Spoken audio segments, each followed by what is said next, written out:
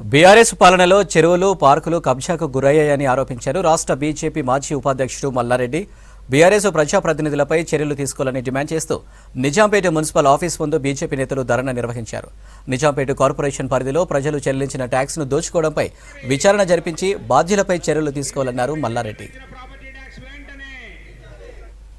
2021-22లో 42 కోట్ల property tax ఉండే వీళ్ళు ఏదైతే పీమ్యాక్స్ ద్వారా జియో ట్యాగింగ్ చేసి ఇండ్లన్నీ కూడా మున్సిపాలిటీ ఏర్పడక ముందు ఉన్న ఇండ్లను కూడా మొత్తం అన్ని ఒకటిదాని కింద జమ చేసి కొత్త పాత చేయడం వల్ల ఆ ప్రోగ్రామింగ్ రాయకపోవడం వల్ల పైలట్ ప్రాజెక్టులో నిజాంపేట కార్పొరేషన్ ఏర్పడక ముందు ఎవరైతే ఇండ్లు ఉన్నాయో 38,000 ఇండ్ల పైన దాదాపు 10 కోట్ల అదనపు ప్రాపర్టీ ట్యాక్స్ను విధించి ఈ రోజు కూడా వసూలు చేస్తున్నారు. దీనిపైన భారతీయ జనతా పార్టీ ఇదే గత సంవత్సరం మార్చి 4వ తారీఖు ధర్నా చేసి కమిషనర్ను నిలదీశాం.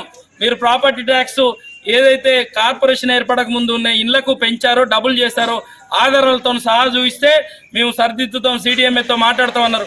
ఈరోజు CDMAతో మాట్లాడలే, అడిగిన వాళ్ళకు మాత్రమే తగ్గించారు. అదేవిధంగా ప్రాపర్టీ ట్యాక్స్ విధించడానికి ఏదైతే section Telangana municipal act section 105 ప్రకారం ఏదైతే తెలంగాణ ట్యాక్స్ బోర్డుని ఏర్పాటు చేసినాకనే ప్రాపర్టీ ట్యాక్స్ను విధి విధానం ఖరారు చేయాలి. అది చేతగాని ఏదైతే మున్సిపాలిటీలను ఏర్పాటు చేసి కనీసం ఫండ్ ఇవ్వలేని, కమిషనర్ నియమించి వాళ్ళ శాలరీస్ కూడా ఇవ్వలేని అప్పటి మున్సిపల్ శాఖ మంత్రి KTR గారు సమాధానం చెప్పాలి.